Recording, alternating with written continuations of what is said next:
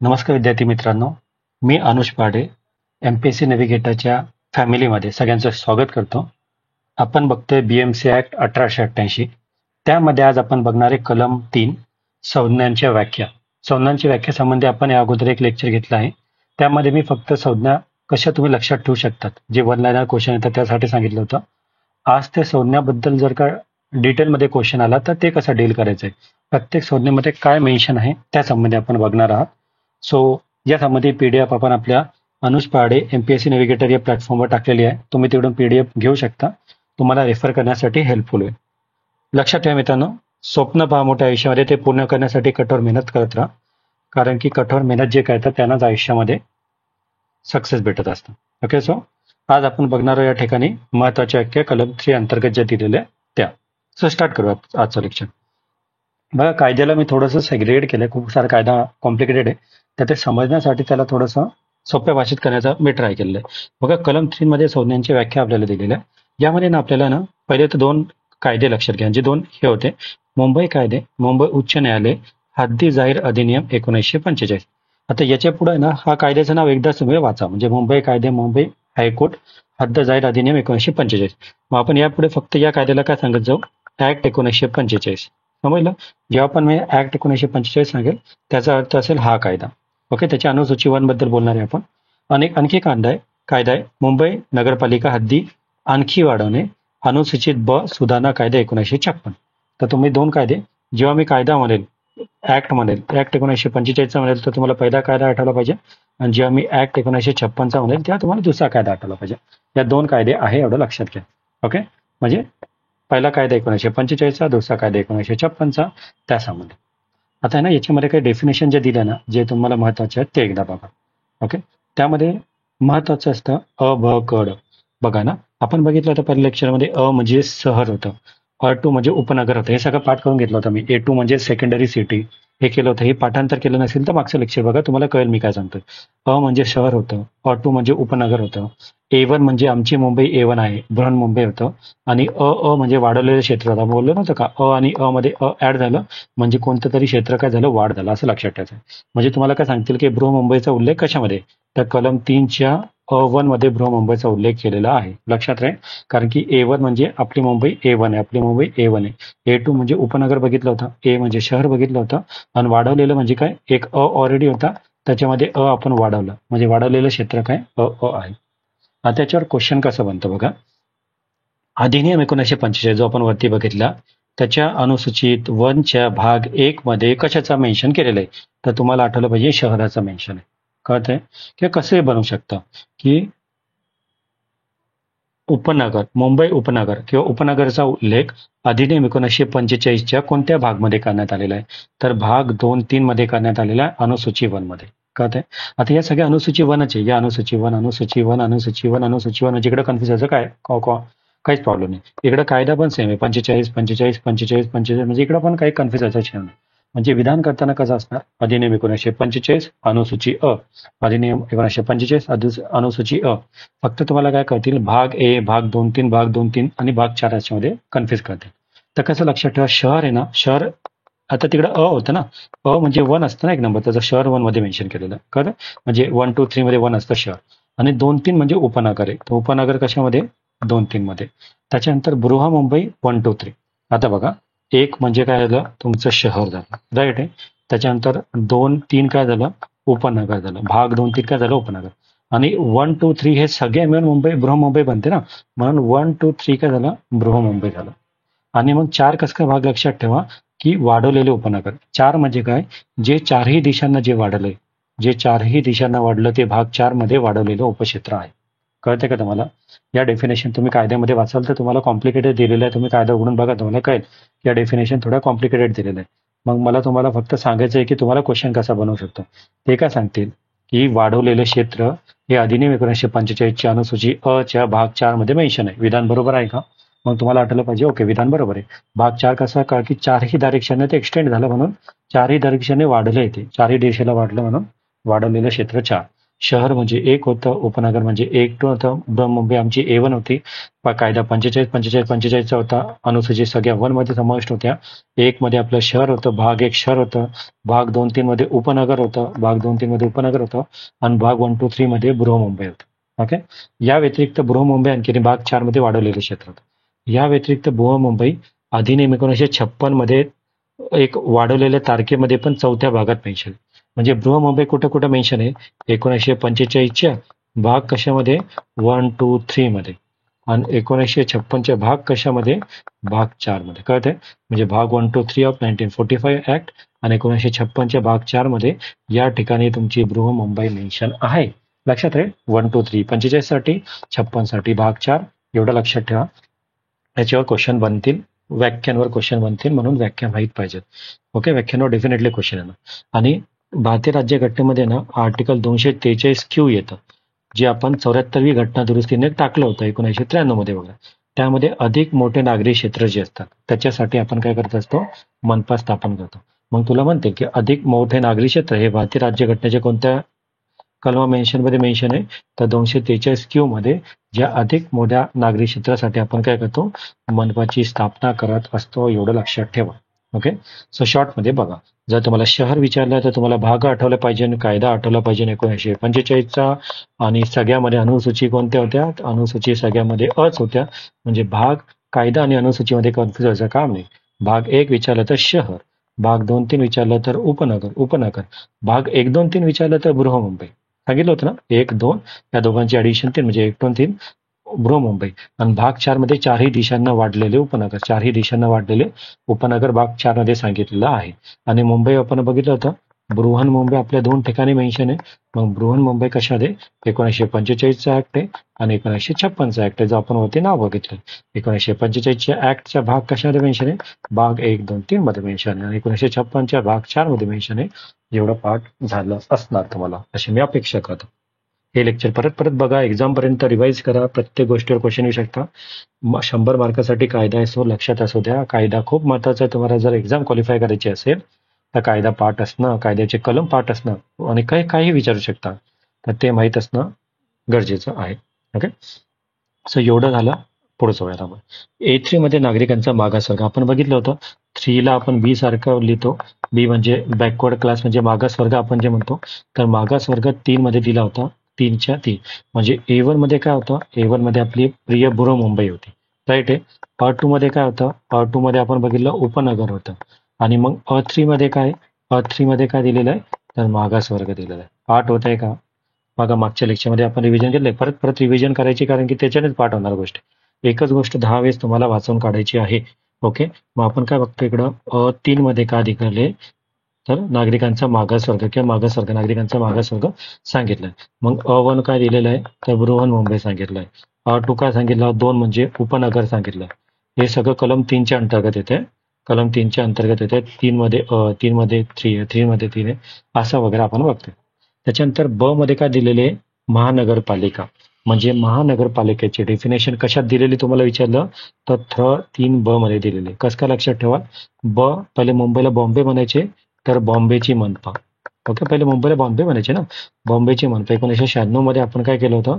त्याचं नाव बदललं होतं. 12 ऑगस्ट 1996 मध्ये आपण ठराव मांडला होता आणि तेव्हा बॉम्बेचं नाव परत मुंबई आपण केलं होतं. तर ब फॉर बॉम्बेची महानगरपालिका जुनं नाव, बृहन्मुंबईची महानगरपालिका असं आपण लक्षात ठेवलं होतं. ते मागच्या लेक्चरमध्ये तुम्हाला आठवत असेल तर हे जे आपण या अगोदरच्या व्याख्या व लेक्चर बघितले त्याच्यामध्ये. सो A3 म्हणजे मागासवर्ग, बी म्हणजे बॉम्बेची महानगरपालिका, क म्हणजे काउन्सिलर बघितला होता. क म्हणजे सी फॉर काउन्सिलर म्हणजे पालिका सदस्य. ओके.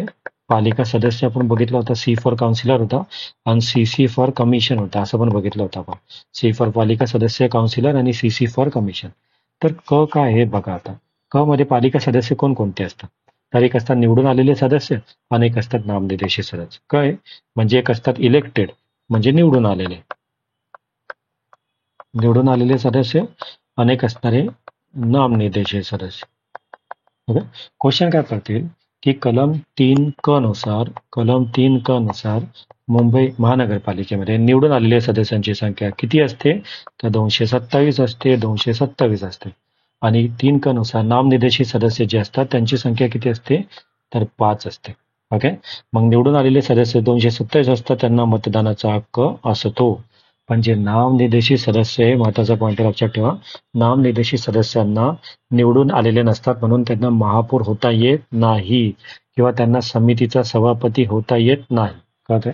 म्हणजे एखादा वेळेस तुम्ही समजा नॉमिनेटेड मेंबर असाल तर तुम्ही कधीच मुंबई महानगरपालिकेचा महापौर बनवू शकत नाही. किंवा तुम्ही एखाद्या कमिटी, ज्या मुंबईच्या अंतर्गत वेगवेगळ्या कमिटी असतात ना, त्या कमिटीचे चेअरमॅन पण बनवू नाही शकत. तुम्ही कमिटीचे मेंबर बनवू शकतात व चेअरमॅन बनवू शकत नाही.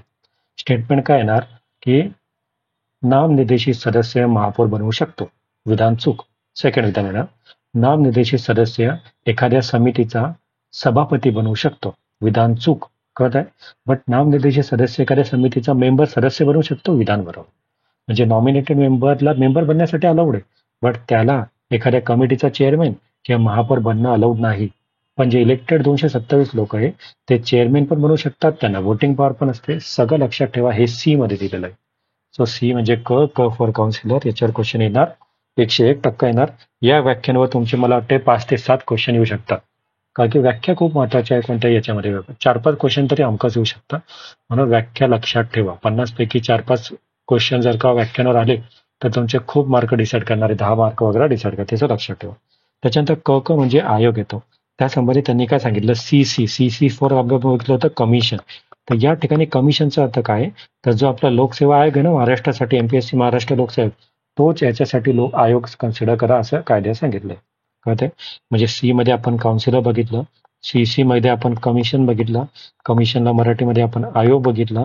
आणि नेमका आयोग कोणता, तर जो आयोग आपण एमपीएससी साठी कन्सिडर केलाय, महाराष्ट्र राज्यासाठी लोकसेवा आयोग आहे, तोच आयोग कन्सिडर करा असं क मध्ये म्हटलं आहे.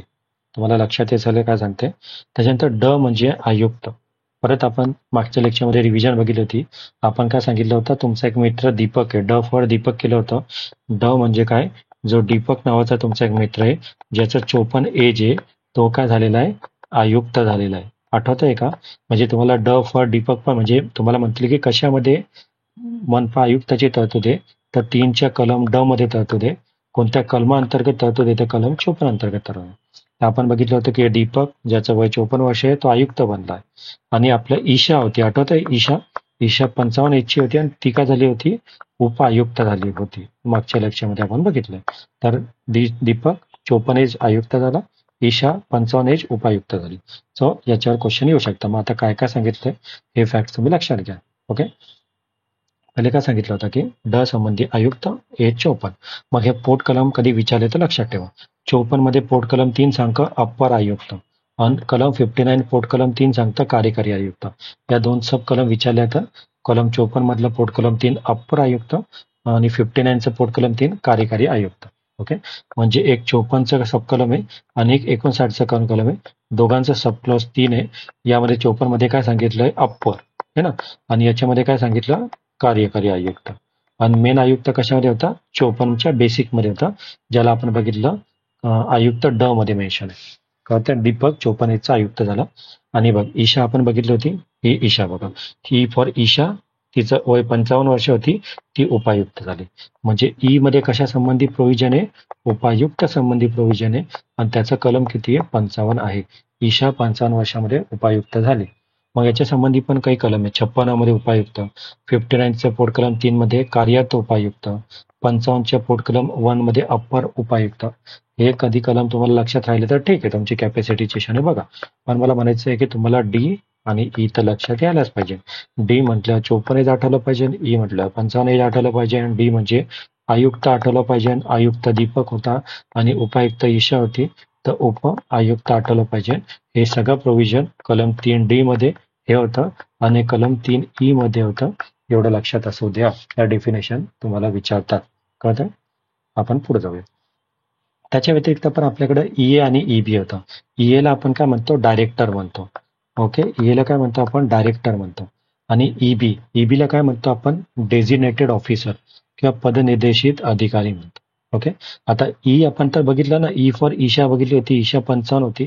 तर ई मध्ये आणखी 2 गोष्टी येतात. कळतंय का? ई मध्ये आणखी 2 गोष्टी येतात. एक येतं ईए, एक येतं ईबी. हे झालं ईए. ईए कोण होता, डायरेक्टर होता. ईबी कोण होता, ईबी पद निर्देशिक अधिकारी होता. तर ईए संबंधी तरतूद 54A मध्ये बघा, अ लक्षात ठेवा, म्हणजे ईए ची तरतूद 54A मध्ये असं.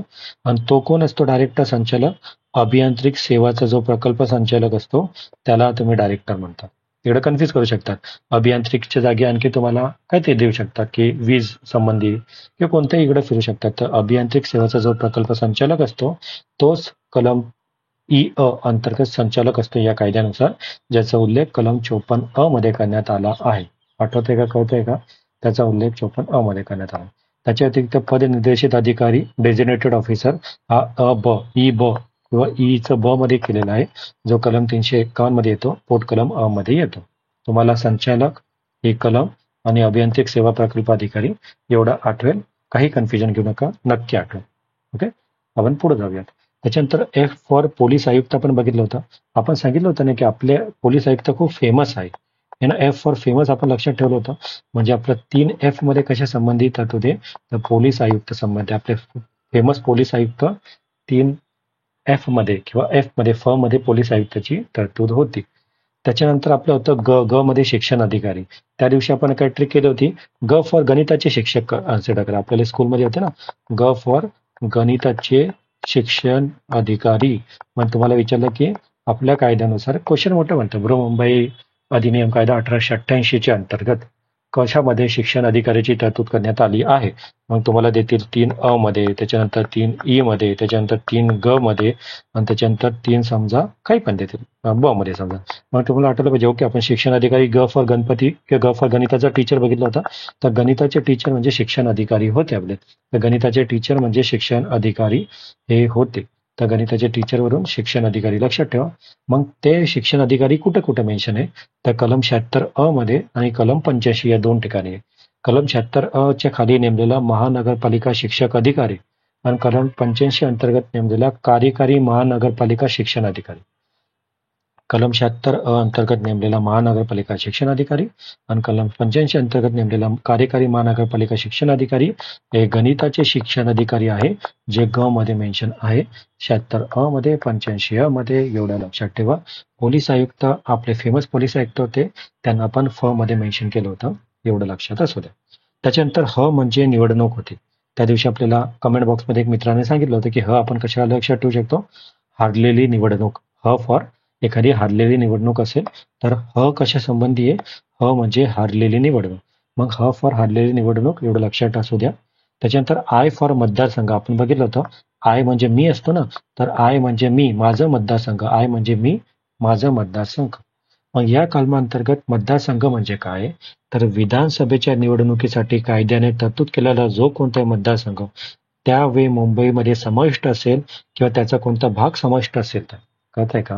म्हणजे कायद्याने काय केलेलं आहे, आपण त्यावेळेस विधानसभेचं इलेक्शन घेत होतो. मग त्यावेळेस काय केलं होतं, समजा ही बृहन्मुंबईचा एरिया होता आणि हा वेगळा एक मतदारसंघाचा एरिया होता.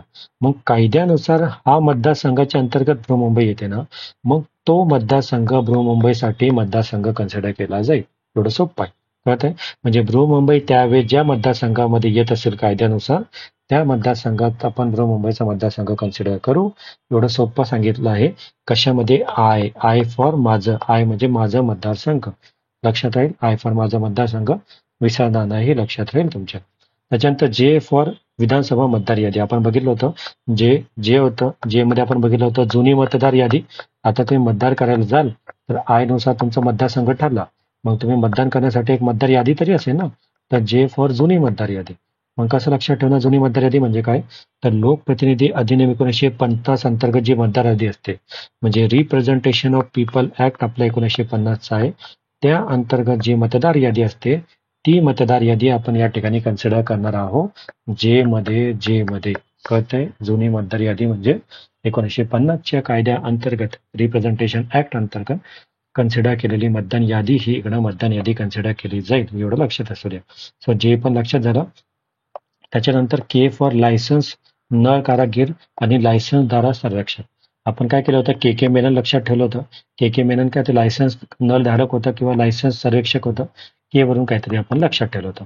ते कलम 355 मध्ये लायसन्स करणारा व्यक्ती. तुम्हाला विचारू शकतो की लायसन्सधारा व्यक्ती कुठं आहे, तर के मध्ये मेन्शन आहे. त्याच्या संबंधी कलम कोणतं आहे, तर 355 आहे. हे दोघं विधान माहित पाहिजे का, माहीतच पाहिजे. के मध्ये लायसन्सधारक व्यक्ती कलम मध्ये 55 मध्ये मेन्शन आहे. एवढं आपण के मेनन वरून लायसन्स लक्षात ठेवलं होतं, हे लक्षात असलं. त्यानंतर आपण प्रोव्हिजन बघितलं होतं के ए बी संबंधी. ओके, के बी संबंधी प्रोव्हिजन बघितलं होतं. के ए मध्ये आपण शेड्यूल कास्ट बद्दल तरतूद बघितली होती आणि के बी मध्ये आपण शेड्यूल ट्राईब बद्दल तरतूद बघितली होती. सो या ठिकाणी के ए असेल, या ठिकाणी के बी असेल. कॅब, आपण जी कॅब मागवतो मार्केटमध्ये ती आपली कॅब अशी असते, पण आपण लक्षात ठेवण्यासाठी कॅब कशी केली, कॅब अशी केली. तर कॅबमध्ये के ए, कॅबमध्ये के बी. के ए म्हणजे अनुसूचित जाती, ज्याला एससी आपण म्हणतो. के बी अनुसूचित जनजाती, हे के बी झालं. भारतीय राज्यघटनेच्या कशामध्ये आपल्याला अनुसूचित जातींचा उल्लेख आहे, तर 341 मध्ये तुम्हाला उल्लेख दिसेल. 341 मध्ये उल्लेख दिसेल. मग तुम्हाला काय सांगतील की या अधिनियमाअंतर्गत अनुसूचित जातीचा उल्लेख के ए मध्ये केलेला आहे, जो भारतीय राज्यघटनेच्या कलम 341 अंतर्गत येतो. विधान बरोबर. किंवा या कायद्याअंतर्गत केबी मध्ये अनुसूचित जनजाती किंवा शेड्यूल ट्राईबचा उल्लेख करण्यात आला आहे, जो भारतीय राज्यघटनेच्या 342 मध्ये येतो. तर काय लक्षात ठेवा, के ए लक्षात ठेवा, त्याच्यासाठी शेड्यूल कास्ट संबंधी आहे, जे राज्यघटनेच्या 341 मध्ये येतं. त्याच्यानंतर केबी लक्षात ठेवा, केबी म्हणजे काय, शेड्यूल ट्राईब संबंधी आहे, जे भारतीय राज्यघटनेच्या 342 मध्ये येतं. एवढं तुम्हाला लक्षात राहील, म्हणजे कन्फ्युज होण्याचं तुम्हाला काम नसेल. कळतंय? के बी आपली कॅब अशी होती, त्यावरून तुम्ही लक्षात ठेवताय. हे आर्टिकल पाठ पाहिजे, तुम्हाला याच्यावर क्वेश्चन येण्याचे चान्सेस खूप जास्त आहे. ओके, त्याच्यानंतर ल फॉर लघुवाद न्यायालय आपण बघितलं होतं, आठवतंय ल फॉर लघुवाद न्यायालय. सो त्यासंबंधी हे ल फॉर लघुवाद न्यायालय. लघुवाद न्यायालय काय असेल, तर मुंबई येथील लघुवाद न्यायालय. कायद्यामध्ये सांगितलं काय की लघुवाद न्यायालय म्हणजे काय, तर त्यावेळेस मुंबईमध्ये असणारे लघुवाद न्यायालय म्हणजे लघुवाद न्यायालय. ल मध्ये लघुवाद न्यायालयाची तरतूद केलेली आहे, मुंबई येथील लघुवाद न्यायालय. त्याच्यानंतर ल अ म्हणजे राज्य निवडणूक आयोग, जो 243 के मध्ये मेन्शन असतो. ल अ लक्षात ठेवा, ल राज्य निवडणूक आहे, स्टेट इलेक्शन कमिशन, जो 243 आय मध्ये म्हणजे 246 के मध्ये मेन्शन असतो. राज्य निवडणूक आयोग LA अंतर्गत येतो, एवढं लक्षात ठेवा. ल म्हणजे लघुवाद न्यायालय होतं, लघुवाद न्यायालय मुंबई येथील होतं. आणि ल आणि अ काय होतं, तर स्टेट इलेक्शन कमिशन होतं, जो भारतीय राज्यघटनेच्या 243 के मध्ये मेन्शन आहे, तेवढं लक्षात ठेवा. कॅबमध्ये आपण लक्षात ठेवलं होतं, कॅबमध्ये एससी येतं, कॅबमध्ये एसटी येतं, यांच्यासमध्ये 341 होतं, यांच्यासमध्ये 342 होतं. सगळ्या गोष्टी पाठ होत चला. शेवटी मी तुमचं पुन्हा एकदा रिव्हिजन घेतो लेक्चरचं. त्याच्यानंतर मालक, तर हा खूप महत्वाचा आहे. काय माहिती आहे का मित्रांनो, बघा आपल्याकडे काय माहिती आहे का, ही बीएमसी आपली आहे ना, बीएमसी आपली मुंबई महानगरपालिका समजा. आणि ना हा कोणतरी व्यक्ती राईट आहे, तर हा म्हणजे मालक आहे. आता याच्याकडे स्वतःचं घर असेल, काहीतरी असेल. आता काय करायचं, बीएमसी याच्यावर काहीतरी टॅक्स लावत असते, बरोबर आहे ना. मग या मालकावर जास्तीत जास्त टॅक्स जर का लावायचं असेल, तर या मालकाची डेफिनेशन खूप ब्रॉड करावी लागेल. म्हणजे आपण काय करू शकतो की बघ त्याच्याकडून आपण टॅक्सची वसुली करू शकतो किंवा काय करू शकतो. तर बीएमसीला पैसा पाहिजे सगळं चालवण्यासाठी, प्रशासन चालवण्यासाठी. मग बीएमसी काय करते, मालकाची डेफिनेशन खूप ब्रॉड करून टाकली, की हा बाबा तू मालक आहे तू टॅक्स भर, तू मालक आहे तू टॅक्स भर, तू नसेल तर तू टॅक्स भर. मग म्हणून मालकाची डेफिनेशन जी दिलेली आहे, म फॉर मालक आपण बघितलं होतं, हे तुम्हाला मालकाची डेफिनेशन विचारू शकता. एक तर लक्षात ठेवा, म फॉर मालक होता. जसं ल फॉर लघुवाद न्यायालय होतं ना, तसं म फॉर मालक होतं. मग नेमका मालक कोण येतो, एवढं तुम्हाला विचारतात, तर लक्षात घ्या. पहिला कोण आहे की परिवस्तूचे भाडे घेत होते. म्हणजे समजा आहे ना, ही एक वस्तू होती राईट, समजा माझं घर होतं राईट आहे, हे घर होतं काहीतरी, आणि हा होता ए व्यक्ती राईट आहे. हा ए व्यक्ती होता, हा काय करतो, ए व्यक्ती याच्या घराचं भाडं घेतो. म्हणजे हा याचं घर भाडं घेतो ना, म्हणजे अ व्यक्ती कोण झाला, डेफिनेशनच्या हिशोबाने ओके मालक झाला. कळतंय. आता दुसरं आहे, तिने भाडे घेण्याचा हक्क असलेला ती व्यक्ती. म्हणजे समजा ए कडे वेळ नाही, एने काय केलं, बी ला सांगितलं की बाबा तू भाडं वसूल करत जा मला आणू दे. मग याच्याकडे भाडं घेण्याचा हक्क झाला ना, बी कडे हक्क आहे, मग हा पण मालक झाला. आहे का. म्हणजे मालकाची डेफिनेशन, अ तर भाडे घेतो, ओनर आहे, पण ब काय, जर ज्याच्याकडे भाडं घेण्याची जबाबदारी टाकलेली आहे, ज्याच्याकडे भाडे घेण्याचा हक्क आहे, ती व्यक्ती म्हणजे ब पण मालक झाला. ओके. त्याच्या व्यतिरिक्त पुढील व्यक्ती पण मालक असतात. मालकाच्या वतीने असे भाडे घेतो असं अभिकर्ता किंवा विश्वस्त त्याचे. म्हणजे मालक हे होता, मालकाच्या वतीने समजा एक पर्सन आपण ट्रस्टी नेमलेला आहे, कारण की मालकाकडे काही टाइम नाही, त्याच्याकडे खूप प्रॉपर्टी. मग बाबा हा ट्रस्टी, हा विश्वस्त, हा काय करतो, घरी जातो प्रत्येकाच्या, आणि जे पण रेंटल प्रॉपर्टी त्यांच्याकडून काय करतो, भाडं घेतो. मग हा जो ट्रस्टी मालकाने आपण केलेला आहे, तो अभिकर्ता किंवा विश्वस्त, तो पण मालकाच्या डेफिनेशन मध्ये येतो. तुम्हाला काय सांगतील की मग या मालकांच्या डेफिनेशन मध्ये खालीलपैकी कोणते व्यक्ती येतात. पहिलं विधान, परिवस्तूचे भाडे घेतो तो व्यक्ती. सेकंड, ज्याला भाडे घेण्याचा हक्क आहे तो व्यक्ती. थर्ड, भाडे घेण्यासाठी अभिकर्ता नेमलेला व्यक्ती. किंवा काही पण देऊ शकतो. मग तुम्हाला ऑल ऑफ द अबोव किंवा कोणता नाही ते कळालं पाहिजे. कळतंय? सो हे 3 लोक झाले जे मालक आहे. त्याच्या व्यतिरिक्त आणखी कोण मालक असणार आहे? तर धार्मिक किंवा धर्मदाय प्रयोजनासाठी असलेल्या कोणत्याही परिवस्तूचे भाडे किंवा परिवस्तू ज्याच्याकडे सोपवली आहे तिच्याशी संबंधित असा अभिकर्ता. म्हणजे अभिकर्ता विश्वस्त जे एखाद्या धार्मिक संस्थेसाठी आपण काय केलं, दान केले ते धार्मिक, आणि आता तो सगळं बघतोय. तर तो पण धार्मिक किंवा धर्मदाय संस्थेतर्फे जो अभिकर्ता किंवा विश्वस्त म्हणून नेमला आहे, त्याचा संबंध आहे, तो पण व्यक्ती मालकाच्या डेफिनेशन मध्ये येतो. थोडक्यात मला सांगायचं आहे की मालकची डेफिनेशन खूप ब्रॉड आहे. का ब्रॉड आहे? कारण की जास्त मालक असतील तेव्हाच बीएमसी ला पैसा भेटेल. है ना? तुम्ही तुम्ही नाही तर तुम्ही पैसा द्या, तुम्ही नाही तर तुम्ही पैसा द्या, असे. आणि वरून उक्त परिसरातून ताबा घेण्यास किंवा त्या मालक म्हणून असलेल्या हक्काचा वापर करण्यास सक्षम अधिकारिता असलेला कोणत्या न्यायालयाने नेमलेला धारक. आता या ठिकाणी एखाद्या सक्षम न्यायालयाने सांगितलं की बाबा तू त्या व्यक्तीचा मालक आहे, तू त्या सक्षम अधिकारी आहे, त्या अधिकाराकरता तुझ्याकडे अधिकार आहे, तर तो पण त्याचा मालक कन्सिडर केला जाईल. कळतंय का? म्हणजे आपल्याला 5 विधान लक्षात पाहिजे. सक्षम न्यायालयाने जर एखाद्या व्यक्तीला नेमलं असेल की बाबा तू मालक आहे, तर तो मालक असेल. जर स्वतः भाडं घेत असेल तर तो पण मालक आहे. जर त्याने एखादा मध्यस्थ ठेवला असेल, भाडे घेण्यासाठी हक्क दिला असेल तर तो पण मालक आहे. जर एखादा अभिकर्ता किंवा विश्वस्त नेमला असेल तर तो पण मालक आहे. कधी एखादा धार्मिक आणि धर्माच्या प्रयोजनासाठी संबंधित असलेला एखादा अभिकर्ता विश्वस्त नेमला असेल तर तो पण मालक आहे. आणि सक्षम न्यायालयाने नेमलेला व्यक्ती पण मालक आहे. हे सर्व लोक मालकाच्या डेफिनेशन मध्ये येतात, हे माहीतच पाहिजे. मालकाची डेफिनेशन चूक करू नका. सोपी डेफिनेशन आहे. थोडं ब्रॉडर सेन्समध्ये विचार करा, है ना? त्यावेळेस तुम्हाला कळेल की ओके, हा कायदा किती मोठा आहे आणि किती लॉजिकली केलाय. आणि बीएमसीच्या दृष्टीने बघा की त्यांना फायदा कसा होईल. कारण की बीएमसी काय करणारे, जास्तीत जास्त मालक असले जास्तीत जास्त टॅक्स वसूल होणार आहे. म्हणून त्या दृष्टीने विचार करा, तुम्हाला लक्षात राहील. ओके, ही पण डेफिनेशन बघा, तुम्हाला कळेल की कशा प्रकारे कायद्यामध्ये शब्द फिरवले जातात. बघा, न म्हणजे वास्तव स्थानबद्दल राहणे आणि राहणे बंद असणे याबाबत तरतूद. म्हणजे न म्हणजे काय, कुठेतरी बाहेर राहतात ना. मग आता काय करता माहिती का, आता आपण काय सांगतो की बाबा मी तर या घरामध्ये राहते, आता तुम्ही काय करता, सगळेजण पुण्याला शिकायला आले समजा, आणि तुमचं कुठेतरी गाव आहे आणि या गावामध्ये तुमचं काय करे, एक घर आहे. आपण आहे ना सगळे थोडं डायग्रामॅटिकली बघू. हे फक्त न समजून घ्या. वास्तव स्थानाबद्दल राहणे किंवा राहणे बंद असणार आहे याबाबत तरतूद. आता काय, गावामध्ये तुमचं काय तर एक घर आहे आणि तुम्ही काय करताय, पुण्यामध्ये राहताय, राईट आहे. मग आता तुम्ही पुण्यामध्ये राहताय आणि गावाकडे तुमचं घर आहे. मग या गावाकडचं घराचा मालक कोण, या संबंधी क्वेश्चन जर आला तर त्या संबंधी, कारण की या गावाकडच्या घराकडून पण तर टॅक्स घ्यायचा आहे ना. म्हणजे समजा हे घर मुंबईचं आहे असं कन्सिडर करू आपण, तर याच्यावर कोणाचा टॅक्स लावायचा, त्या संबंधित होतो. तर बघा, आता जर का एखादा व्यक्ती कोणत्याही वास्तवाच्या स्थळावर अधूनमधून वापर करीत असेल आणि काही भागांसाठी झोपण्याची खोली म्हणून अखंडीपणे नसला तरी वापर करीत असेल. म्हणजे काय माहितीये का, की तुम्ही काय करता, कधी कधी आपल्या गावाकडे जातात, महिन्याला एकदा तरी जातात. तिकडे एखादी झोपण्यासाठी एखादी खोली आहे तुमची, तिकडे जाऊन तुम्ही राहतात.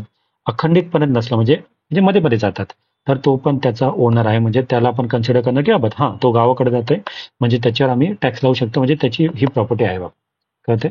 म्हणजे सेकंड बघा, आता त्या जागेत राहत असे मानले जाईल. म्हणजे मधून मधून जरी तुम्ही तुमच्या गावाकडच्या घराकडे जाताय, तिकडे एखादी खोली घेताय, तिकडे रूम मध्ये राहताय आणि तो झोपताय गावाकडं, तर तुम्ही त्या जागेत राहता असं कन्सिडर केल्यात येईल. त्या व्यक्तीला अशा कोणत्याही वास्तव्य स्थळी कोणत्याही वेळी परत जाण्याची मुभा असेल, कारण की तुमच्याकडे ऑप्शन अवेलेबल आहे ना. तुम्ही कधीही वाटलं तर तुम्ही पुण्यावरून त्या गावाकडे जाऊ शकता, म्हणजे तुमच्याकडे ती मुभा अवेलेबल आहे.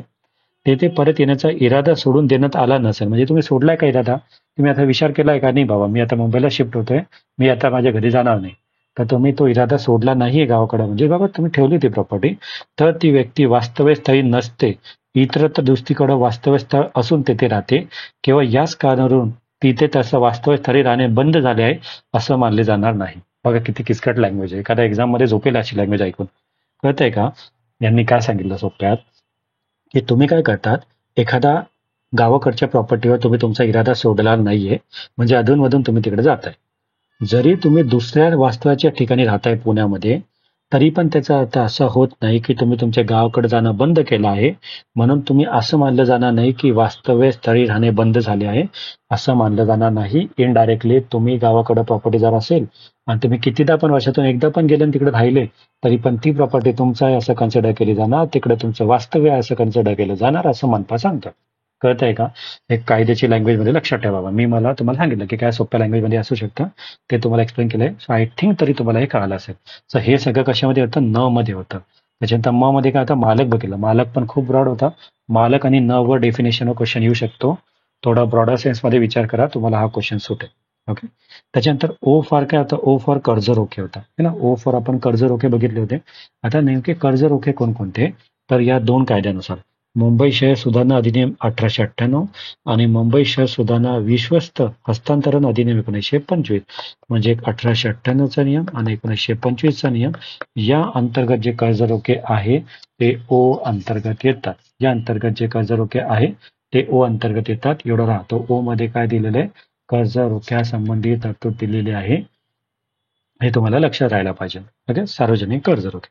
त्याच्यानंतर आपण प बघणार आहे. प म्हणजे कर होता. आपण प फॉर पैसा बघितला होता आणि पुढं पण आपण पीपी बघणार आहे. पी म्हणजे पैसा असतो ना. पैसा म्हणजे पैशावर टॅक्स लावायचा. मग तुम्हाला विचारणार की कायद्यानुसार 1888च्या कायद्यानुसार कोणत्या कलमामध्ये टॅक्स संबंधी कर संबंधी तरतूद करण्यात आली आहे.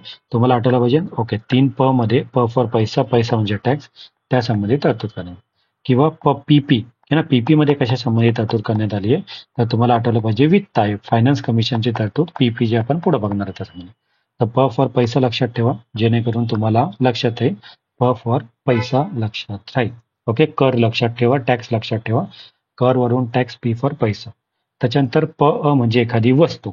एखादी वस्तूचे डेफिनेशन. एखादी वस्तू म्हणजे काय? या संबंधित असा अर्थ कोणताही माल असेल ज्याच्यावर तुम्ही जकात लावताय. कारण की एखादी वस्तूवर आता जकात कर लावायचा आहे तर वस्तू म्हणजे काय असेल ज्याच्यावर आम्ही जकात कर लावू शकतो. मग तो कोणताही माल असू शकतो, काही पण असू शकतो. तर पीए ची वस्तू लक्षात ठेवा. पीए ची वस्तू. आता ही वस्तू म्हणजे कोणतं? एखादा माल असेल किंवा एखादी गोष्ट असेल ज्याच्यावर काय लावलं जाणार आहे? जकात कर लावलं जाणार आहे. ती वस्तू आपल्याला पीए मध्ये दिलेली. ओके. आता क्यू म्हणजे वाहन दिलेलं आहे. बघा आपण बघतो ना लोकल बॉडी आपल्याकडे वाहन टॅक्स लावते ना. म्युन्सिपल आपल्याकडे जे मनपा असतात त्याच आपल्याकडे जे आपण तुम्ही एखादी 2 व्हीलर 4 व्हीलर खरेदी करायला गेलं तर तिकडे तुम्हाला चार्ज द्यावं लागतं. तर त्या ठिकाणी एक वाहन कर पण असतं. तर मग वाहन म्हणजे काय नेमकं ते कळलं पाहिजे ना कशावर टॅक्स लावायचं आहे. तर या ठिकाणी क्यू हे वाहन आहे. तुम्ही कशा लक्षात ठेवा. हे असं तुमची गाडी आहे आणि त्याचे चाकं असताना अशी गोल. तर अशी क्यू आकाराची चाकं लक्षात ठेवा. कळतंय का? म्हणजे तुमची वाहन आहे आणि वाहनचे चाक अशी क्यू आकाराचे. म्हणजे क्यू आकाराचं तुमचं काय झालेलं आहे? वाहन झालेलं आहे. पण वाहनावर टॅक्स लावायचा म्हणजे वाहनची डेफिनेशन पण ब्रॉड पाहिजे ना. मग बघा चाक असलेली कोणतंही वाहन. बस सोपं एकदम लक्षात ठेवा. चाक जर तुम्हाला दिसले एखाद्या गाडीवर तुम्ही रस्त्यावर फिरताय तुम्हाला दिसलं ओके चाक आहे तर लगेच लक्षात ठेवायचं अरे हे बीएमसीच्या अंतर्गत तर वाहन येतं. मग ते वाहन कशामध्ये? क्यूक्यू मध्ये. मग वाहन म्हणजे काय? एखादी गाडी असेल, एखादा खटारा गाडी पण असेल, एखादं यान असेल, एखादा छकडा माल मोटार असेल, एखादी हातगाडी असेल. हातगाडीला पण चाकं दिसतात ना. मोटार गाडीला चाकं असतात, गाडीला चाकं असतात, एखाद्या खटारा गाडीला चाकं असतात, एखादं यान असेल. या सगळ्यांना जे शहराच्या सडकावर वापरतात त्यांना आपण या ठिकाणी म्हणजे काय करतात? तुम्ही बीएमसीची सडक वापरता का? हो वापरता. तुमच्याकडे चाकं आहेत का? हो आहे. चाकांचा आकार क्यू शेप आहे का? हो आहे. मग तुम्ही वाहनच्या डेफिनेशन मध्ये येता टॅक्स भरा. कळतंय का? टॅक्स भरा लागेल. टॅक्स कशामध्ये भरा? तर टॅक्स भरण्यासाठी प मध्ये भरा. का? कारण की प ची प्रोविजन आहे टॅक्स भरा. बीएमसीला आणून टॅक्स द्या. का? कारण की तुम्ही वाहन वापरता. वाहन व त्याची गाडी खटारा पण असली तरी चालेल. त्याच्याकडे 2 चाकं आहे. तर बीएमसी म्हणते की चाकं आहे म्हणजे क्यू अंतर्गत तुमच्याकडे चाकं आहे. चाकं खटारा असू द्या, काय असू द्या. तुम्ही सडकाचा वापर करताय, बीएमसीच्या सडकचा वापर करताय, तुम्ही आम्हाला टॅक्स आणून द्या. समजतंय का? हे सगळं क्यू मध्ये दिलेलं आहे. त्याच्यानंतर आर होतं. आर आपण केलं होतं का? आठवतं का तुम्हाला आर? आर म्हणजे आपण बघितलं होतं रोहितची जमीन. आर फॉर रोहित, राकेश, राम, रमक, काही पण लक्षात ठेवा. तर रोहितची जमीन आपण लक्षात ठेवलं होतं. मग आता परत ना आपण बघतो ना लँडवर टॅक्स लावणार आहे ना. ही जी जमीन असेल त्या जमिनीवर टॅक्स लावणार आहे बीएमसी. मग जर का या लँडवर टॅक्स लावायचं, रोहितच्या जमिनीवर जर का टॅक्स लावायचं आहे तर जमीनची डेफिनेशन पण काय दिलेली आहे लक्षात घ्या. बांधकाम करण्यात येत आहे किंवा करण्यात आले. समजा म्हणजे ही एखादी जमीन म्हणजे काय? एकतर इकडे ऑलरेडी बांधकाम झालेलं आहे कोणतं किंवा बांधकामची प्रोसिजर चालू आहे त्याला पण आपण जमीन म्हणतो. सेकंड जे पाण्याने आच्छादित आहे असे जमिनीपासून मिळणारे फायदे. समजा एखाद्या जमीन काय पाण्याने आच्छादित आहे, एखाद्या जमिनीवर काय पाणी साचलेलं आहे तर तिला पण तुम्ही जमीन कन्सिडर करणार एवढं लक्षात घ्या. म्हणजे पाणी साचलेलं तुम्हाला वाटेल ना एक्झाम मध्ये आलं तर पाणी साचलेलं कसं काय जमीन झालं. पण पाण्याने आच्छादित आहे आणि त्या जमीनपासून तुम्हाला काहीतरी फायदा भेटतोय तर त्याला पण आपण जमीन कन्सिडर करतो एवढं लक्षात घ्या. म्हणजे आच्छादित आहे आणि त्याच्यावर पाणी साचलं तरी ते जमीन आहे. सो जमीनमध्ये आपण बघितलं.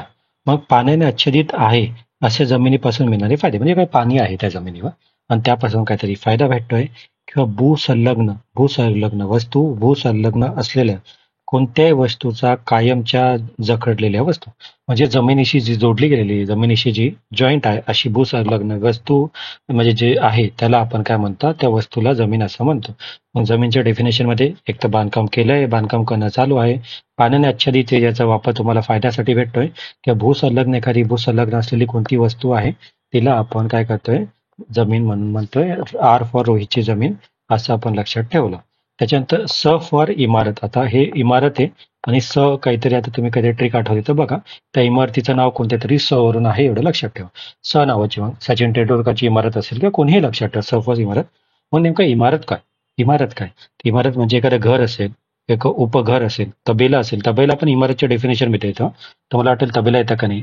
एक छपरी असेल, छोटीशी झोपडी असेल, टाकी असेल. परंतु लक्षात ठेवा इमारतीमध्ये आणि इमारतीच्या कोणत्याही भागामध्ये पिण्याचे पाणी साठवण्यासाठी असलेली टाकी सोडून म्हणजे पिण्याच्या पाण्याच्या टाकीचा समावेश इमारतीच्या डेफिनेशन मध्ये होत नाही. कीवर्ड लक्षात ठेवा. तुम्हाला काय करतील इमारतीमध्ये खालीलपैकी कशाचा समावेश होतो? घर, उपघर, तबेला, छपरी, झोपडी, टाकी आणि पिण्याच्या पाण्याची टाकी. पण पिण्याच्या पाण्याच्या टाकीचा समावेश त्याच्यामध्ये होत नाही लक्षात ठेवा. असे प्रत्येक संरचनेचा समावेश होतो. मग ती चेरबंदी असो, विटाची असो, लाकूडची बंदी असो, मातीची असो, एखाद्या धातूची असो किंवा कोणत्याही पदार्थाचं.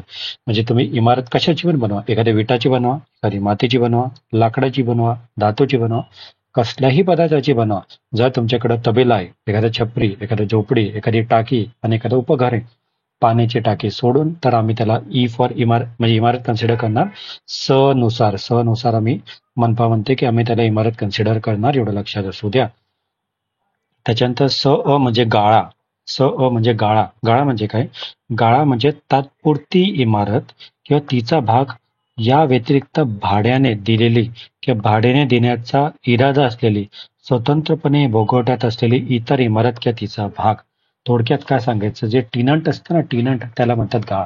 म्हणजे आपली एकतर इमारत स्वतःची होती आणि गाळा म्हणजे टेम्पररी तात्पुरती आपण काय करतो तिला भाड्याने देतोय.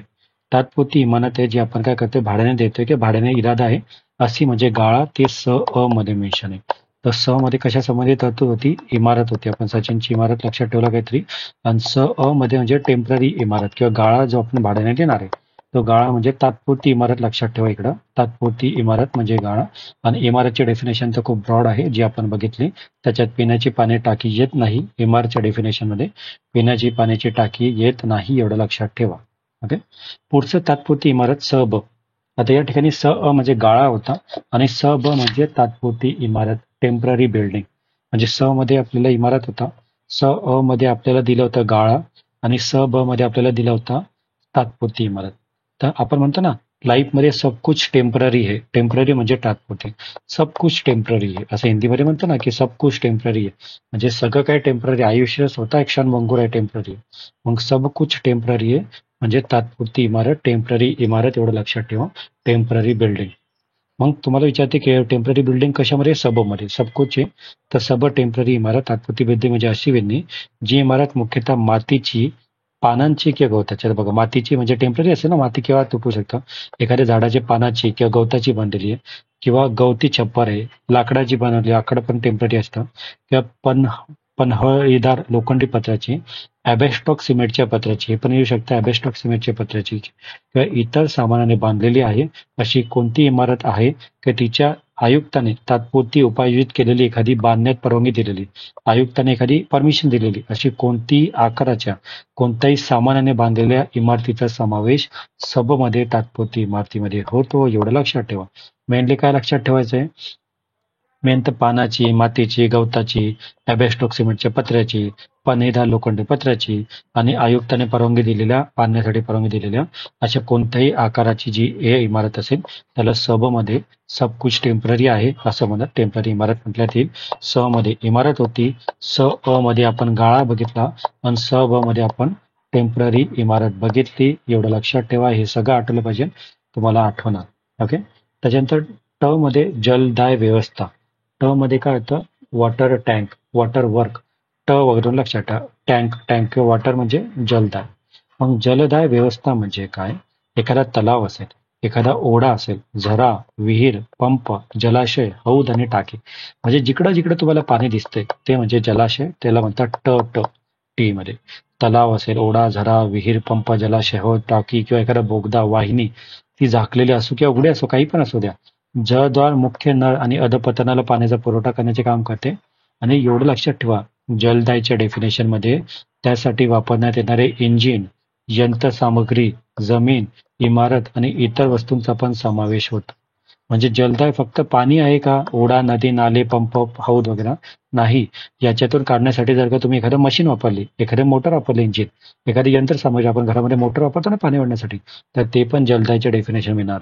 एखादी जमीन वापरली ते जलदाय ठेवण्यासाठी, एखादी इमारत वापरली आणि इतर कोणती वस्तू वापरली तर जलदायच्या डेफिनेशन मध्ये येणार. जलदायचे डेफिनेशन तुम्ही इकडे चुकू शकता.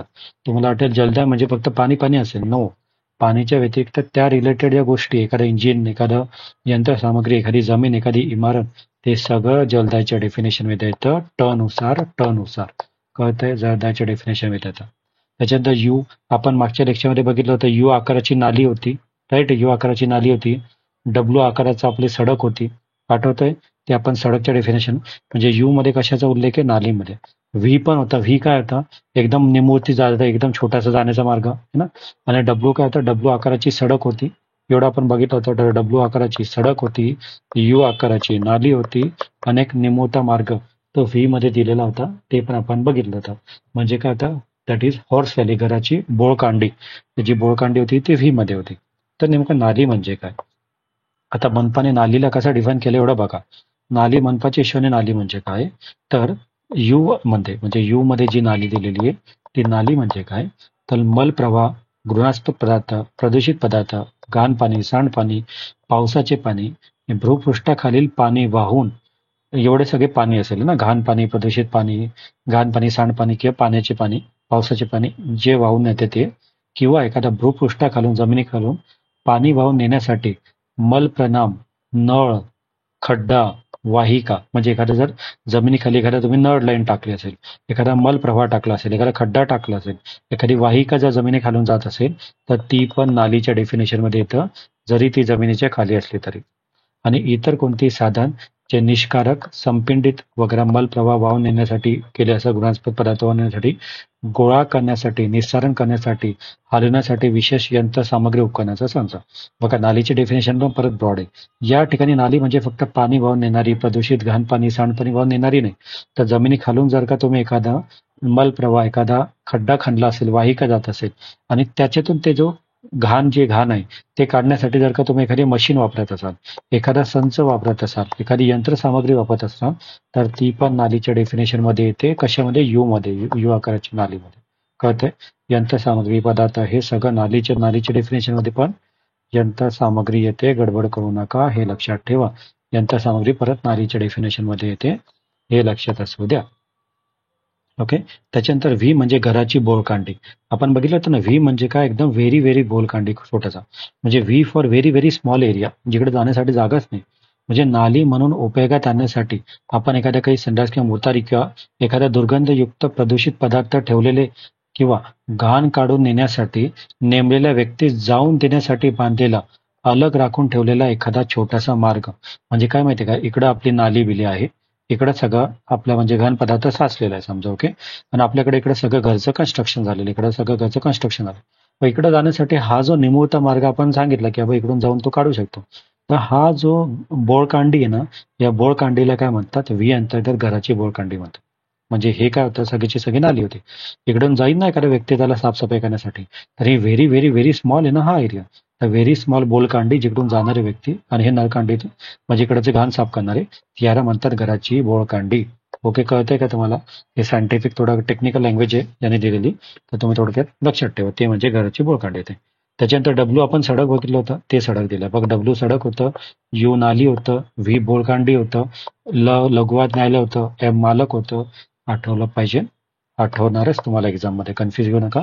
कंटिन्युअसली लेक्चर रेकॉर्ड करा मित्रांनो, है ना. तुम्ही कनेक्टेड राहा, लेक्चर सबस्क्राईब करा आणि लाईक करत चला मित्रांनो. तुमचा लाईक मी काय होतं माहिती आहे का? आणखी एखाद्याला प्रेरणा भेटते जास्तीत जास्त चांगलं, आणि आणखी मी इफेक्टिव्हली कसं करू शकतो त्यासाठी मला पण उत्स्फूर्त भेटेल. सो चॅनल लाईक करत चला आणि डेफिनेटली शेअर करा, किंवा टेलिग्राम चॅनल आपलं आहे त्याच्यावर तुम्ही जॉईन व्हा.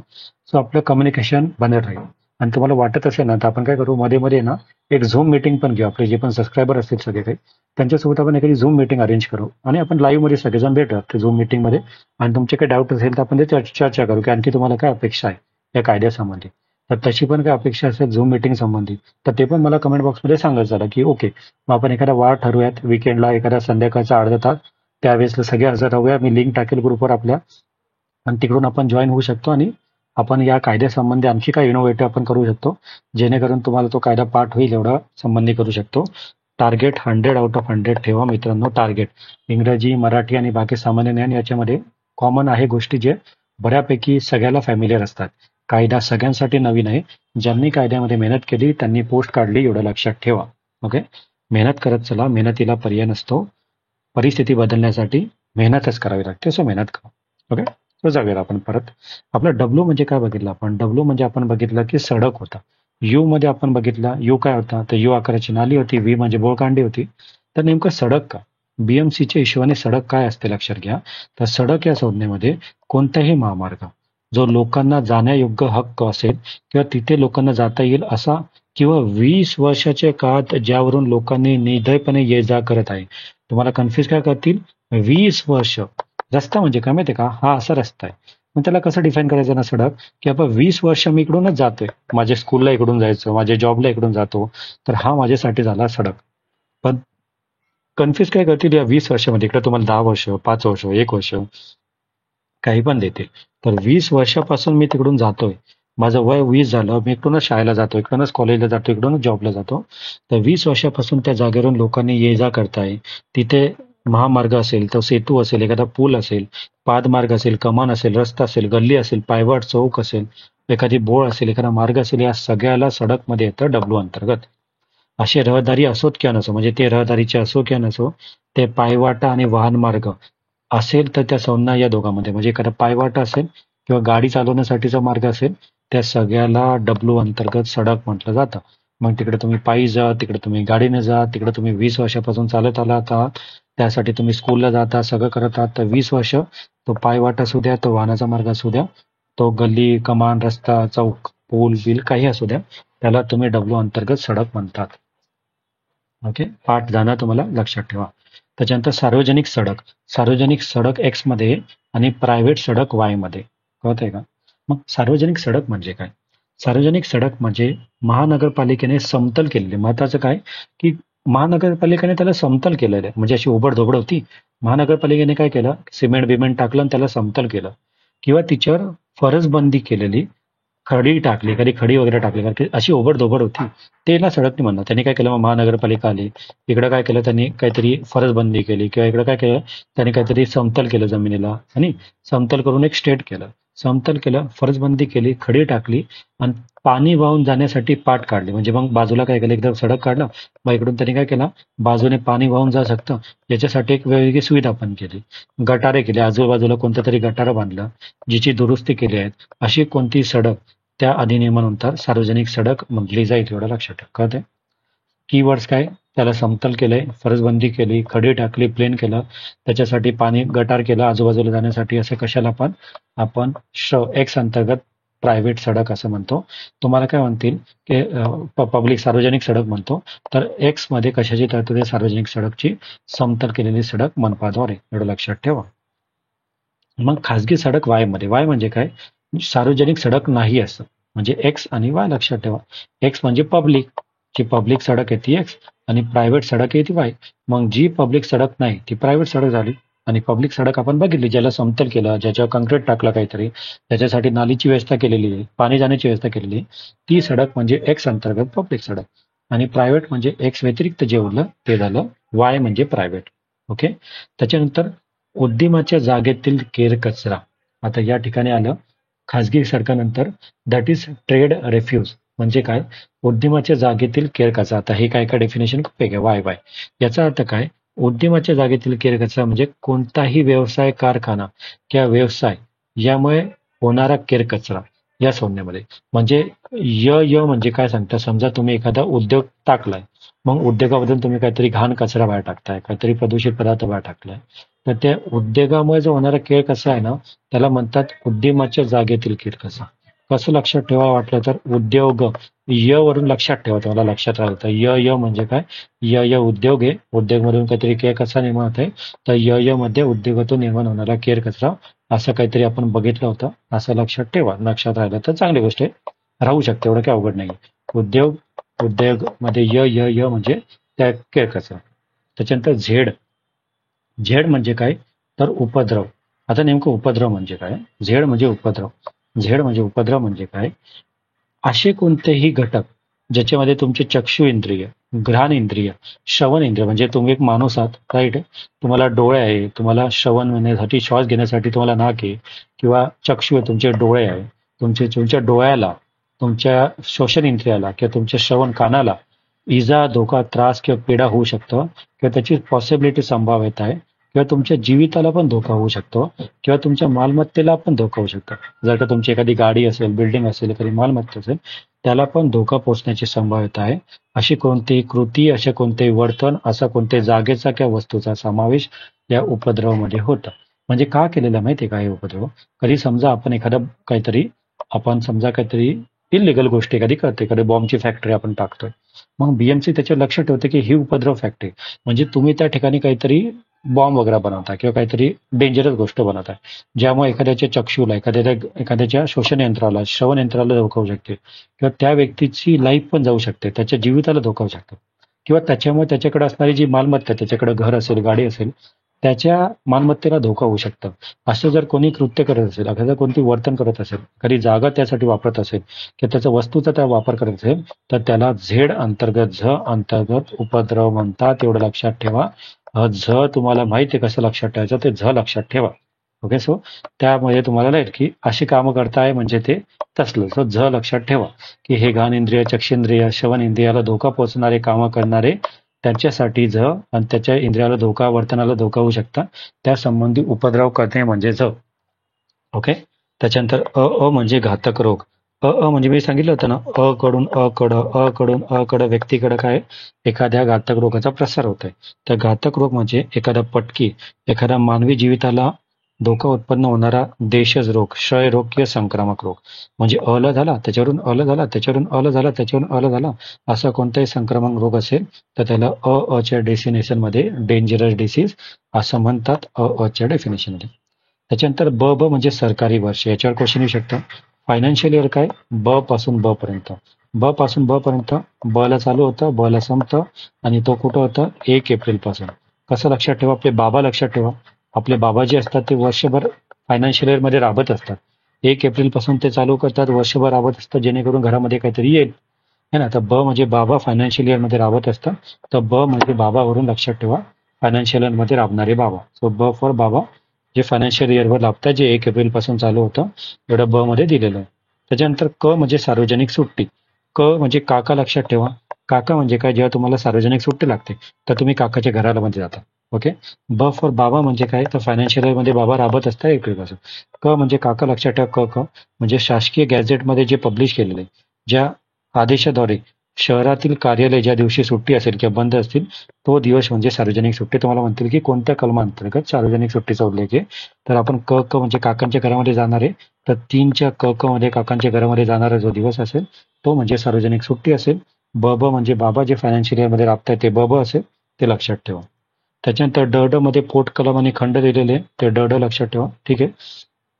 ई लक्षात ठेवा. ई म्हणजे भटारखाना. आता काय बाबा हे भटारखाना, तर ई लक्षात ठेवा. ई कशी काय, इमरती लक्षात ठेवा. जिकडे इमरती बनवली जाते, म्हणजे काय तर जिकडे पाव, बिस्किट, मिठाई हे काय करतात, भाजण्यापासून किंवा विकून नफा मिळवण्याच्या उद्देशाने जिकडे पाव, बिस्किट भाजले जातात त्याला भटारखाना म्हणतात. कळतंय, म्हणजे भटारखाना कायद्यानुसार काय, जिकडे ई वरून इमरती लक्षात ठेवा. थोडं इमरती असेल, पाव असेल, बिस्किट असेल, मिठाई असेल, जिकडे तुम्ही बनवताय आणि जिकडे तुम्ही विकताय, हे सगळं भटारखान्यामध्ये येतं. हे ई मध्ये येतं. लक्षात राहील का, लक्षात आहे. बघा, मध्ये घातक रोग होतं, ब मध्ये सरकारी वर्ष होतं, क मध्ये सार्वजनिक सुट्टी होतं, क मध्ये सार्वजनिक सुट्टीला तुम्ही काकांच्या घरात गेले होता. ड आपण उपकलम बघितला. ई म्हणजे भटारखाना बघितला. भटारखाना म्हणजे बिस्कुट असेल, मिठाई असेल, सगळ्या गोष्टी ते करतोय. त्याच्यानंतर फ पुढचं आपण बघा. फ म्हणजे खाद्यगृह. फ म्हणजे फरसन लक्षात ठेवू शकता, फरसन, किंवा फ म्हणजे फरसनचे दुकान, किंवा फ फ म्हणजे फ्रँकी जे खाता ना तुम्ही, फ्रँकी फरसन खाता, त्याचं दुकान म्हणजे खाद्यगृह फ फ. म्हणजे परिवस्तूतील लोकांचा प्रवेश दिला जातो व त्या परिवस्तूमध्ये जिची मालकी आहे तिचे हितसंबंध आहे असे व्यवस्थापन करण्यासाठी कोणत्याही नफ्यासाठी प्राप्तीसाठी अन्न तयार करण्याची जागा, सेवन करण्याची जागा, ती अन्न जिथनं जिकडे जे पुरवलं जातं ते खाद्यगृह, ते फ फ फ फॉर फॉर्सन फ्रँकी असं अन्नाची जागा. तेवढं लक्षात ठेवा. किंवा फूड फॉर फ पण लक्षात ठेवू शकता. फूड साठी पण फ लक्षात ठेवू शकता. फळ म्हणजे फ, फ म्हणजे अन्न, त्यासाठी फ लक्षात ठेवू शकता. त्याच्यानंतर ग ग म्हणजे प्रिमायसिस. प्रिमायसिस इम्पॉर्टंट आहे. परिवास्तू ग ग वर पण क्वेश्चन येतो.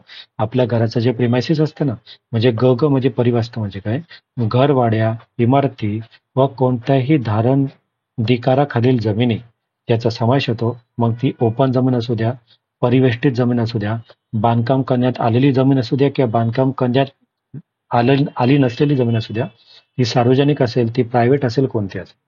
म्हणजे एखाद्या प्रिमायसिस, ग ग अंतर्गत प्रिमायसिस काय असतं, कोणतीही गोष्टी त्याच्यामध्ये तुम्ही बांधकाम केलं आहे, बांधकाम केलं नाही, ती प्रायव्हेट असू द्या, ती पब्लिक असू द्या, ती पब्लिक किंवा प्रायव्हेट कोणती असू द्या, ज्या धारण क्षेत्रासाठी जी जमीन आहे, जी खुली आहे, ओपन आहे किंवा एखाद्या परिवेष्टित आहे, त्याला प्रिमायसिस असं म्हणतात. म्हणजे घर असेल तर घरचा आजूबाजूचा प्रिमायसिस. मग हे एकतर प्रायव्हेट असू शकतं, एकतर पब्लिक असू शकतं. त्याच्या बांधकाम काही केलं असेल तर असू शकतं, बांधकाम न केलेलं असू शकतं. ओपन असेल, क्लोज असेल ते पीपी असतं, ते प्रिमायसिस असतं जे जीजी मध्ये मेन्शन आहे. तर प्रिमायसिस जीजी, जीजीचं घरचं प्रिमायसिस लक्षात ठेवा. जीजीच्या घरचं, जीजी ग ग ग गच्या घरचं प्रिमायसिस कसं लक्षात ठेवतात तेवढं लक्षात ठेवा. पण प्रिमायसिस विसरू नका. प्रिमायसिसवर क्वेश्चन येतो, परिवास्तूवर क्वेश्चन येतो, एवढं लक्षात ठेवा. त्याच्यानंतर ह म्हणजे मिष्ट पदार्थाचे दुकान आपण बघितलं होतं. ह म्हणजे काय, हलवाईचे दुकान आपण बघितलं होतं. हलवाई काय करतो, गोड पदार्थ बनवतो. गोड पदार्थ म्हणजे मिष्ट पदार्थ. हा म्हणजे हलवाई, हलवाई म्हणजे मिष्ट पदार्थाचे दुकान. म्हणजे एखादा आईस्क्रीम बनवतोय, एखादी मिठाई बनवतोय, एखादा मिष्ट पदार्थ बनवतोय, तो तयार करतोय, त्याच्यावर प्रोसेसिंग करतोय, तो स्टोरेज करतोय, ते किरकोळ विक्री करतोय किंवा घाऊक विक्री करतोय, असं कोणताही एखादा एरिया असेल, परिवस्तू असेल, त्याच्यात नाव कोणतंही द्या. भले ते मिठाईचं दुकान असेल आणि त्याने सोनाराचं दुकान म्हणून नाव दिलं तरी चालेल. त्याच्यात मिठाई बनते ना, तर ते म्हणणार मिठाई. ओके. म्हणजे तुम्ही म्हणणार की त्याच्या कोणत्याही नाव नाही उडू द्या त्याला. तो म्हणणार माझं नाव, दुकानाचं नाव तर सोनारचं दुकान आहे, पण तुम्ही या ठिकाणी मिठाई बनवताय ना, आईस्क्रीम बनवताय, मिठाई बनवताय, मिष्ट पदार्थ बनवताय, तर आम्ही त्याला मिष्ट पदार्थाचे दुकान कन्सिडर करू. हलवाई, हा फॉर हलवाई कन्सिडर करू. कोणत्याही केलेला असो, कोणत्याही नावाने असो, त्या परिवस्तू किंवा त्या बाहेर सेवन करण्याकरता असलेली असो, काही असू द्या, तिकडं आम्ही हलवाईचं दुकान किंवा काय कन्सिडर करणार, मिष्ट अन्नाचे दुकान, मिष्ट पदार्थाचे दुकान कन्सिडर केलं जाईल, एवढं लक्षात असू द्या. त्याच्या अतिरिक्त संपत आलंय, पेशन्स ठेवा. लाल म्हणजे बाजार, ल म्हणजे बाजार, ल म्हणजे लालाचे बाजार लक्षात ठेवा. ल म्हणजे मार्केट. आता बघा, मार्केट म्हणजे काय, ओपन असतं. आता समजा इकडे सब्जी मार्केट बसलंय, मग हे ओपन असतं ना, तुम्ही इकडून या, तुम्ही इकडून या, तुम्ही इकडून या, कोणाचं रेग्युलेशन आहे का एखाद्या मार्केटमध्ये, सब्जी मार्केट लक्षात ठेवा. मग मार्केट म्हणजे असंच आहे बघा. अशी जागा, अशी माशी जिकडं फळे, भाजीपाला विकलं जाते, खाद्यपदार्थ विकले जाते, जनावरे येत आहे, मानवी खाद्य येत आहे, इतर पदार्थ विक्री करण्याकरता आहे, विक्रीसाठी मांडलेली लोक बसले, त्या जागेच्या मालकांना संमती किंवा संमती वाचून जमतात. म्हणजे त्या जागेची मालकीची संमती घेतली किंवा संमती विना जमले आणि जागेत समावेश होतो. खरेदीदार असतात, विक्रेते असतात, विकणारे आहे, खरेदीदार आहे, सर्वसामान्य विनिमय त्या ठिकाणी होतोय. किंवा विनिमय होत असो किंवा नसो, जागेच्या मालकाकडून किंवा कोणत्याही इतर व्यक्तीकडून बाजारात चालणाऱ्या धंद्यावर किंवा व्यक्तीवर कोणतेही नियंत्रण ठेवण्यात येवो अथवा न येवो त्या मार्केटवर. कळते का? म्हणजे काय, आता एक सब्जी मार्केट होतं, मग तिकडे तुमच्या मालकाने नियंत्रण करू द्या किंवा नको करू द्या. इकडं ग्राहक आहे, इकडं विक्रेता आहे, हे दोघं खरेदीदार आहे, विक्रेतेदार आहे. काही विक्रीसाठी काहीतरी मांडलं केलेलं आहे, काही भाजीपाला आहे, काहीतरी फळे आहे, किंवा एखादं मानवी खाद्य, जनावर आहे, ते सगळ्या ज्या ठिकाणी भेटतं त्याला ल फॉर लालाचे बाजार, ल अंतर्गत बाजार समजलं जातं या कायद्यानुसार, लक्षात असू द्या. त्याच्यानंतर म म्हणजे बृहमुंबई वीज पुरवठा आणि परवड. मम्मीचं अकाउंट लक्षाला होतं. मम्मीला काय म्हणताय तुम्ही की मला बेस्ट मध्ये बसायचंय किंवा बेस्ट वगैरे परिवहन उपक्रम म्हणजे बेस्ट झालं ना मुंबईचं, बेस्टची गाडी किंवा वीज पुरवठा. तर मम्मीला तुम्ही काय सांगताय की मला बृहमुंबई वीज पुरवठा आणि परिवहन उपक्रम या लोकांचे ने-आण करण्यासाठी जी पण आपण ट्राम्स वापरतो, यंत्रतालिका वापरतो, संघटित व्यवस्थापन करतो, त्या सुस्थितीत ठेवतो, जे जंगल मालमत्ता काही पण असेल, तर ते म अंतर्गत वीज पुरवठा करणारी किंवा आपण Brihanmumbai, British Mumbai electricity supply and transport undertaking consider केलं जातं, एवढं लक्षात असू द्या. त्याच्यानंतर न न म्हणजे महाव्यवस्थापक, जनरल मॅनेजर, जे 60 मध्ये येतात. कसं काय लक्षात ठेवा, न फॉर नाना लक्षात ठेवा. तुमचे नाना आहे ना, ते नाना कोण आहे? जनरल मॅनेजर आहे. आणि त्यांचं वय किती झालेलं आहे? 60 झालेलं आहे. म्हणजे 60 वर्षाचे वाले 60 वर्षाचे म्हणजे नाना नना अंतर्गत जनरल मॅनेजर झाले. एवढं लक्षात असू द्या. म्हणजे न फॉर नाना, न फॉर नाना ते महाव्यवस्थापक झाले कलम 60 अंतर्गत. काही क्वेश्चन येऊ शकतो की कलम अंतर्गत, कोणत्या कलम अंतर्गत महाव्यवस्थापकाची तरतूद आहे. तर तुम्हाला आठवलं पाहिजे 60 वर्षाचे माझे नाना होते, ते महाव्यवस्थापक झाले होते न अंतर्गत. तर लक्षात असू द्या. सो महाव्यवस्थापक न मध्ये 60 मध्ये मेन्शन केलं आहे, हे लक्षात असू द्या. त्याच्यानंतर ओ म्हणजे प्रभाग समिती. प्रभाग समितीवर क्वेश्चन येऊ शकते की कोणते कलम आहे? 50 टी प्रभाग समिती, वार्ड समिती. वार्ड समिती कशामध्ये? एकतर ओ लक्षात ठेवा आणि एकतर 50 टी लक्षात ठेवा. म्हणजे 50 टी ओ म्हणजे काय? हे ओ. वार्ड समिती, प्रभाग समिती 50 मध्ये मेन्शन आहे. 50 मध्ये प्रभाग समिती मेन्शन आहे, एवढं लक्षात ठेवायचं द्या. त्याच्यानंतर पीपी म्हणजे वित्त आयोग. वित्त आयोग आपण बघितला होता. वरती प म्हणजे टॅक्स बघितला होता, कर बघितला होता. आणि इकडे पीपी म्हणजे काय? तर वित्त आयोग, फायनान्स कमिशन, जो भारतीय राज्यघटनेच्या 243 आय नुसार आहे. ओके. सो प म्हणजे पैसा असतो, त्याच्यावर टॅक्स बघितला होता. आणि पीपी म्हणजे फायनान्स कमिशन, वित्त आयोग असतो, जो 243 के अंतर्गत मेन्शन आहे, एवढं लक्षात असू द्या. त्याच्यानंतर क्यू म्हणजे महापौर होता. क्यू बघा, मागं आपण क्यू बघितला होता, ते गाडीचं चाक होतं, चाकाबद्दल क्यू होतं. आणि आता डबल क्यू कशा संबंधी? महापौर आहे. तर क्यू कोण आहे? महापौर आहे. आणि काय त्यांनी केलेलं आहे? 37 वर्ष त्यांनी IB मध्ये जॉब केलेला, असं लक्षात ठेवा. म्हणजे क्यू मध्ये महापौर, क्यू मध्ये महापौराची तरतूद आहे. त्यांना 37 आणि बी म्हणजे 37 वर्ष IB मध्ये जॉब करणारे. आणि मग त्यांना सगळेजण विचारतात की क्यू तुम्ही काय जॉब केला बाबा तिकडे 37 वर्ष, जर तुम्ही महापौर असतील तर महापौर म्हणजे क्यू तुम्ही तिकडे जॉब केला 37 वर्ष IB मध्ये. तुम्हाला विचारतील की या कलमांतर्गत महापौराची तरतूद कोणत्या कलमात केली? तर 37(1)(b) या अंतर्गत केलेली. 37(1)(b) त्याच्या अंतर्गत महापौरची तरतूद आहे. आणि महापौरच्या संबंधी आर्टिकल काय? क्यू. एवढं लक्षात असू द्या, जे की तुम्हाला लक्षात राहील, नक्कीच लक्षात राहील. आणि सगळ्यात शेवटचा आर्टिकल आपलं ट म्हणजे प्रिस्क्राईब्ड आहे. ट म्हणजे विहित आहे, या कायद्यानुसार विहित आहे. तर एवढ्या डेफिनेशन या कायद्यामध्ये आहे. आता तुम्ही जर ऐकत असाल, जर का कॅपॅसिटी तुमची संपली नसेल, तर फक्त मी शांतपणे तुम्हाला बोलतो. 10 मिनिटात आपण समराईज करू. शांतपणे तुम्ही डोळे बंद करून ऐका, है ना. एक समरीमध्ये मी तुम्हाला सांगतो, शांतपणे जर तुम्ही ऐकाल तर तुम्हाला नक्की याचा फायदा होईल. हो, एकदम शांत वाटलं 2 मिनिटं पाणी पिऊन या आणि शांतपणे ऐका, तुम्हाला फायदा होईल. बघा, आपण मध्ये शहर बघितलं होतं, सिटी बघितलं होतं. ते 1945च्या कायद्यानुसार होता, भाग 1 मध्ये होता. त्याच्यानंतर आपण भाग 2-3 मध्ये वाढवले उपनगर बघितले होते अनुसूची मध्ये. त्याच्यानंतर भाग 4 मध्ये वाढवलेले उपनगर बघितला होता. आणि भाग 1, 2, 3 मध्ये बृहमुंबई बघितला होता. त्याच्यानंतर बृहमुंबईची तरतूद A1 आमची मुंबई A1 आहे, यामध्ये बघितलं होतं. त्या व्यतिरिक्त A3 मध्ये आपण बॅकवर्ड क्लास नागरिकांचा मागासवर्ग बघितला होता. त्याच्यानंतर ब म्हणजे ब फॉर बंबईची महानगरपालिका आपण कन्सिडर केला होता. क मध्ये सी फॉर काउन्सिलर बघितला होता. त्यामध्ये इलेक्टेड मेंबर 227 होते, नॉमिनेटेड मेंबर 5 होते. सी फॉर काउन्सिलर होते. इलेक्टेड मेंबरला वोटिंगचा अधिकार असतो, बट काउन्सिलर जो असतो, मग नामनिर्देशित जो मेंबर असतो, त्याला वोटिंगचा अधिकार, तो जो असतो तो महापौर बनवू शकत नाही. म्हणजे नामनिर्देशित व्यक्ती महापौर बनवू शकत नाही. नामनिर्देशित व्यक्ती एखाद्या कमिटीचा चेअरमन बनवू शकत नाही. हे पण या ठिकाणी आपण बघितलं होतं, ते लक्षात ठेवा. त्याच्यानंतर क मध्ये CC मध्ये कमिशन बघितला होता, जो आपला लोकसेवा आयोग होता.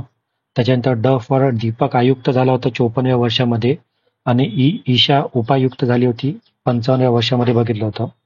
त्याच्यानंतर EA मध्ये आपण संचालक बघितला होता, जो अभियांत्रिकी सेवा व प्रकल्प संचालक होता.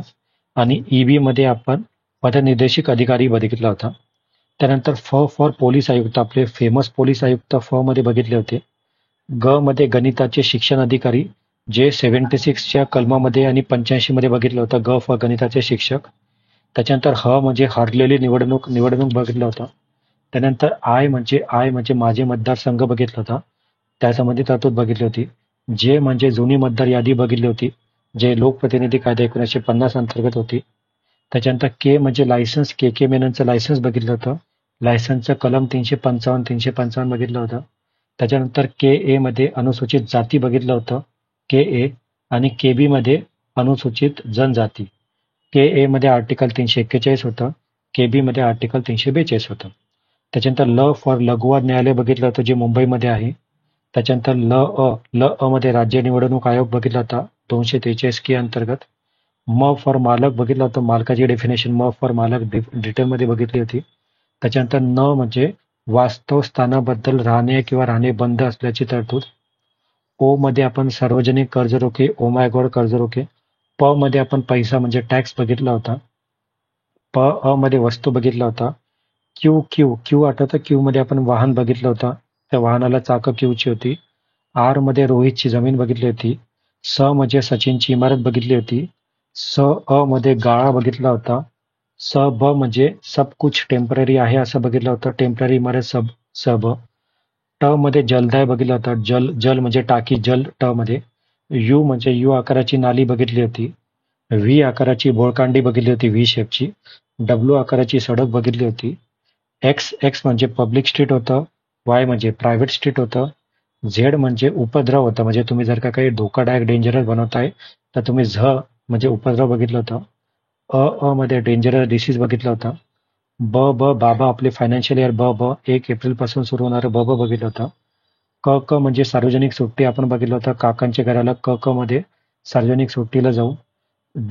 ड मध्ये पोटकलम होते. ई म्हणजे भटारखाना होतं जिकडं मिठाई बिस्किट बनताय. इमरती बिस्किट. फरसाणचं दूध किंवा खाद्यगृह बघितलं होतं, मध्ये फरसाण किंवा खाद्यगृह. त्याच्यानंतर ग म्हणजे प्रिमायसेस बघितलं होतं. त्याच्यानंतर ह म्हणजे हलवाई किंवा मिष्टान्नाचे दुकान बघितलं होतं, मध्ये. ल मध्ये मार्केट बघितलं होतं, लालाचं मार्केट मग तिकडे होतं. त्याच्यानंतर मम्मीकडून मध्ये बृहमुंबई वीज पुरवठा आणि परिवहन उपक्रम बघितला होता. न नाना हे आपले जनरल मॅनेजर झाले, महाव्यवस्थापक झाले, जे कलम 60 अ मध्ये येतात. 60 वर्षाचे नाना बघितलं होतं. त्याच्यानंतर ओ मध्ये आपण वार्ड समिती, प्रभाग समिती बघितली होती, जे कलम 50 ट मध्ये येते वार्ड समिती. त्याच्यानंतर पी मध्ये आपण वित्त फायनान्स कमिशन बघितला होता, जे 243 आय अंतर्गत येतं. त्याच्यानंतर क्यू महापौर बघितला होता, जो 37 वर्ष IB मध्ये काम करतोय. 37 1B महापौर. आणि सगळ्यात शेवटी ट बघितला. मला वाटतंय की सगळ्या डेफिनेशन तुम्हाला 99% तरी पाठ झालं असेल. जर का तुम्ही हा लेक्चर 2-3 प्रॉपरली रिवाइज केला आणि नोट डाऊन करून ठेवलं PDF मध्ये, तर नक्कीच तुम्हाला सगळ्या डेफिनेशन पाठ होईल. मी याची आशा बाळगतो मित्रांनो. आणि असंच अभ्यास करत राहा मित्रांनो. अभ्यासाशिवाय सक्सेस भेटणार नाही. परीक्षा पास करण्यासाठी मेहनत करावी लागेल. म्हणून हे वाक्य लक्षात ठेवा, या ठिकाणी लिहिलेलं, the most certain way to succeed is always to try just one more time. तुम्ही किती वर्ष प्रयत्न करत आहात, थकले आहात, कंटाळला आहात, किती असू द्या, एक शेवटची संधी, एकदा परत मेहनत करा. नक्कीच तुमचे दिवस बदलतील, तुमचं आयुष्य बदलेल. सगळ्यांना पुन्हा एकदा ऑल द बेस्ट. आपण कनेक्टेड राहू. नक्कीच आपलं चॅनल सबस्क्राईब केलं नसेल तर नक्की चॅनल सबस्क्राईब करा. लाईक करत चला तुम्हाला व्हिडिओ आवडत असेल तर. कमेंट बॉक्स थ्रू कम्युनिकेशन चालू ठेवा. तुमचं काही इच्छा असेल तर मला सांगत चला. आपल्या टेलिग्राम चॅनलवर PDF आपण टाकत असतो, ते बघत चला आणि मेहनत करत चला. नक्की पास होईल. भेटूयात पुन्हा. थँक्यू.